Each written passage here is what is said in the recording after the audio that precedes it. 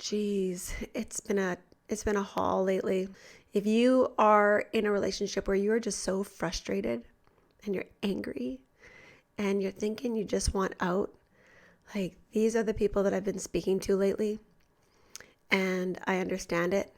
I get it. And it's a hard place to be, to feel so frustrated that you haven't been heard or that things aren't changing, that you feel taken for granted. You're in this relationship with somebody who you really feel doesn't care anymore, and you feel like you're the person that's always putting in the work, that's always making the effort. And sometimes you just want to call it quits. You're just done. I'm not speaking right now to the people that are in domestic violent relationships. I'm not speaking to the people that are, being tortured or hurt or have any kind of abuse. I'm speaking to those that are just so frustrated in their marriage that they think maybe life would be better without the responsibility of their partner, that maybe they could be a better parent, or their career would go better, or that maybe even their health would be better if they were not with the spouse that they're with. I really want to tell you that can change so quickly. The connection that you have with your spouse or partner can shift so quickly. And I hear so many people wanting to pack it all in.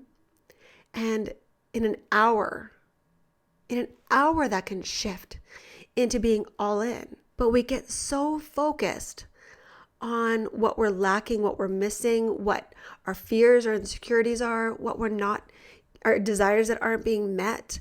We focus on the times that we've been hurt or betrayed or, and we focus on those things.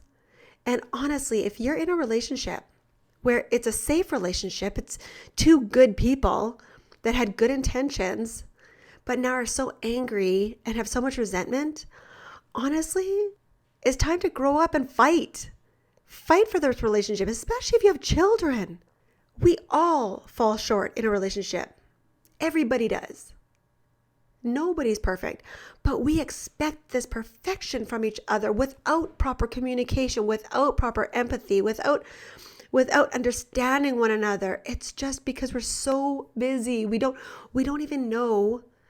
There's no little handbook saying, here you go. This is the argument. This is how you deal with it. This is what they said. This is what you should say. There isn't that, because it takes work. And so we often think that if we're staying in the marriage or in the relationship, that equates to fighting for the relationship. But it doesn't. If you have one foot in the door and one foot out, don't praise yourself because you have one foot in the door. You still have one out. You can't say you're fighting for your relationship or that you've given it everything you have. If you have one foot out the door, and by one foot out the door, I mean that if the thought of divorce, separation is an actual option, if not forgiving your spouse is active in your relationship, if that is an active thing, that you have resentment or anger towards them, you have a foot out the door. You are not all in. So often when we get focused on what we're not getting, that's all we can see about our partner. Your partner comes home or you come home and you see each other and it's like nothing. Like it's no longer, sit down or touch each other and hug each other and say, hey, how was your day? I missed you.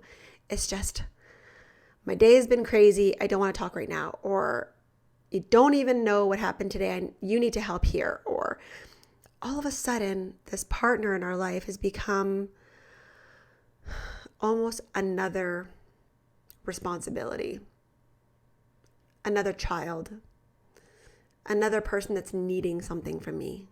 And so one more person making their demands or having their own needs is just exhausting. And that's not what a partner should be. That's not how we should look at our partner. It's not how we should see the spouse that we are one with. This person should be the person that we give the best of our energy to, right? They were at one time. At one time, we'd pull ourselves together for a date night, couldn't wait to see them, put on a smiling face, try to impress them all night long.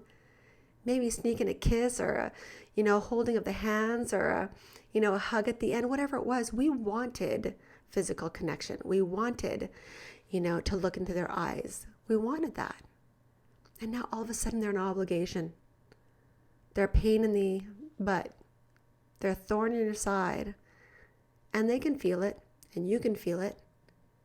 But we're so tired of everything, we just don't put the work anymore to fix it. You ask old people, older couples, senior couples who have been together with somebody for, 50 years, and they're asked, how did you make it work? What do they say? If it's broke, you fix it. That's like the number one answer when you ask somebody. We didn't leave. We didn't give up. We chose each other. We committed to one another. And that's what we did. We fixed what was broke. And we kept going. But it's not like that right now. And I'm not putting people down for going through divorce or separation. A lot of couples have to. It's just too much water under the bridge. There's a lot of pain and trauma. So a lot of people do. So there's no judgment. But if you're somebody that still has hope, still has desire to be with the person that you're with, has children with somebody, and doesn't want to break up the family, then don't stand for anything less than a great relationship. And that's going to take you. The person watching this video is the person that cares about their relationship enough that they're watching this video to see if there's something that they can do to make that relationship better. That's you. The power is in you. And that should be an honor. I know that it used to feel like a burden to me, but I'll tell you, when I took that foot from the other side of that door and I stayed and I decided to go all in, it was the most empowering thing I've ever done. And to see the transformation in my marriage, in my children, in my relationship, and our relationship with our children, you can't buy that. You don't get to do that from scratch again.